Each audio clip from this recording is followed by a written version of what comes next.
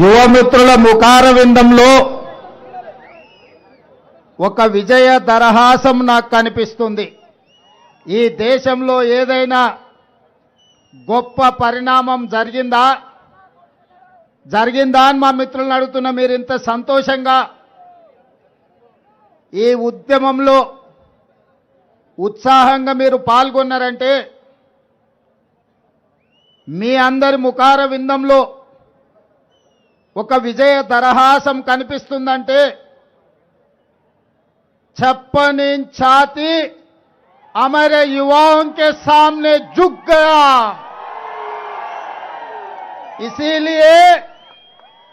इसीलिए आज हमारे भाई बहनों जनजी के चेहरे पे,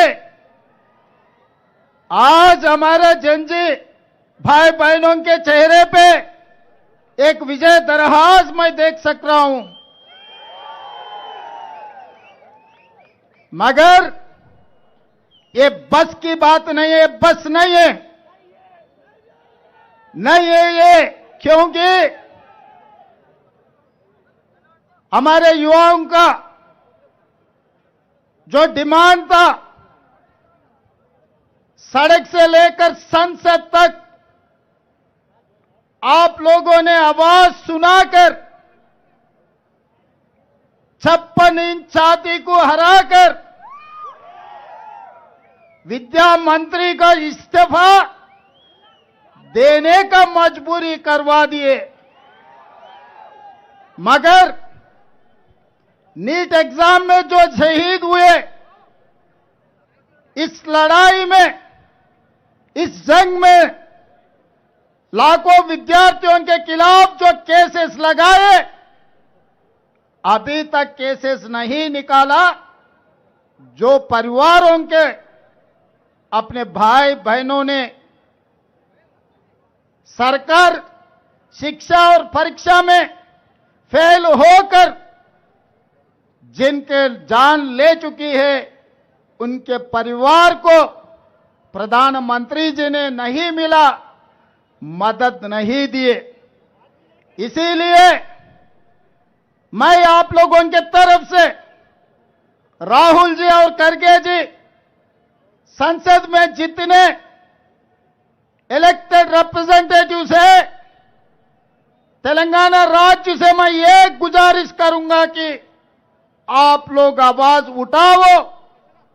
सोमवार के दिन जितने भी केसेस लगाए, पूरा केसेस हटाना। जितने बच्चे शहीद हुए, उनके परिवार को केंद्र सरकार से मदद मिलना। మిత్రులారా, ఈరోజు ఈ మైదానంలో కనిపిస్తున్న తెలంగాణ నడిగడ్డ మీద అంబేద్కర్ సాక్షిగా, ఇందిరమ్మ సాక్షిగా వేలాది మంది జంజీ యువకులు ఇక్కడికొచ్చి, వేదిక మీద ఉన్న ఈ జంజీ యువకులు గాని, ఇక్కడున్న సోదరి మనులు గాని, ఇక్కడికి తరలి వచ్చిన వేలాది మంది, వీళ్ళెవరు కూడా కాంగ్రెస్ పార్టీ కార్యకర్తలు కాదు, కాంగ్రెస్ పార్టీ నాయకులు కాదు. ఈనాడు భారతదేశ యువత సాధించిన విజయాన్ని మేము కాంగ్రెస్ ఖాతాలో రాసుకోదలుచుకోలేదు. ఈనాడు ప్రధానమంత్రి మెడలు వంచి ధర్మేంద్ర ప్రధాన్ రాజీనామా చేయించింది ఈ జంజీ యువకులు. మీ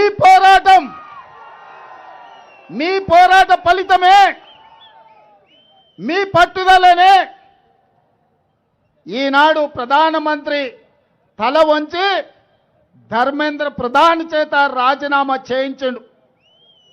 మీ పోరాటానికి, మీ గళానికి రాజకీయ పార్టీలు మద్దతు పలికినాయి తప్ప, ఈ పోరాటం మీది, ఈ విజయం మీది. ఈనాడు ఈ సమావేశం కూడా, ఈనాడు ఈ నిరసన కార్యక్రమం కూడా ధర్మేంద్ర ప్రధాన్ రాజీనామాతో సరిపెట్టకుండా నీట్ పరీక్షల్లో చనిపోయిన కుటుంబాలను ఆదుకోవడానికి ఉద్యమం సందర్భంగా విద్యార్థుల మీద పెట్టిన అక్రమ కేసులు తొలగించడానికి చనిపోయిన కుటుంబాలకు నిర్వాళులు అర్పించాలి అని నిర్ణయించుకుంటే హైదరాబాద్ నగరం నలుమూలల నుంచి తెలంగాణ రాష్ట్రం నలుదిక్కుల నుంచి ఈనాడు వేలాది మంది ఇక్కడికి వచ్చి మేము ఆ కుటుంబాలకు అండగా ఉన్నాం, ఈ ప్రభుత్వ వైఫల్యాల మీద పోరాడతాం, అది నరేంద్ర మోడీ కావచ్చు, గుజరాత్ నుంచి వచ్చే వాళ్ళ తాత కావచ్చు, వాళ్ళ మీద పోరాటం చేస్తామని ఇవాళ ఈ వేలాది మంది విద్యార్థులు అంబేద్కర్ సాక్షిగా ఇక్కడికి వచ్చారు.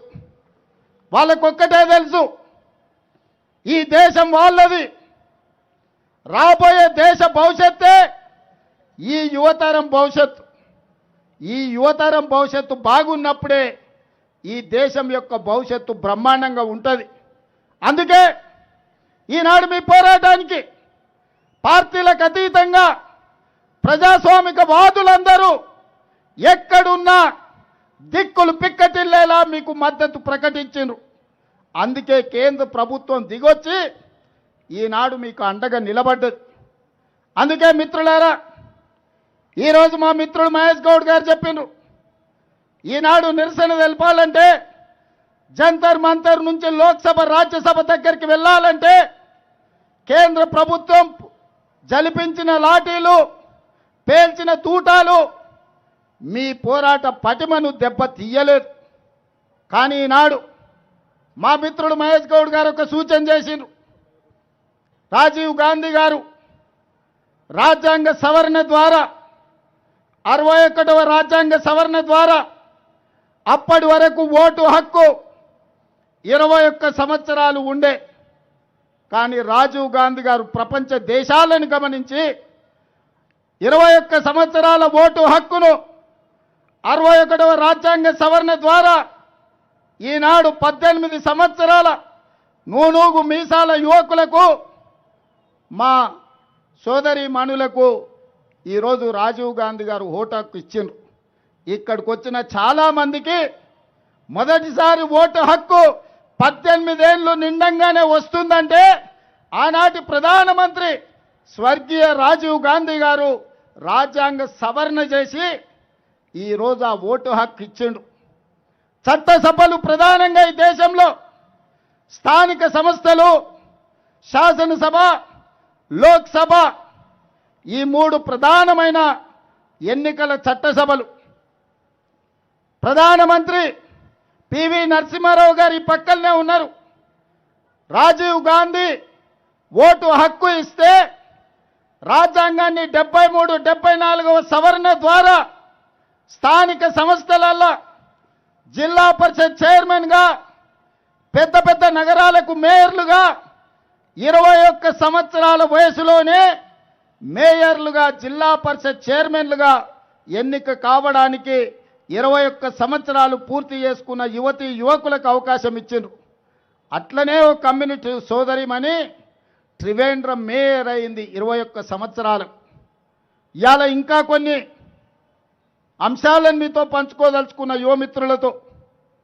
ఈనాడు IAS, IPS, IFS, civil services దేనికైనా 21 సంవత్సరాలు పూర్తయితే అర్హత సాధిస్తున్నారు.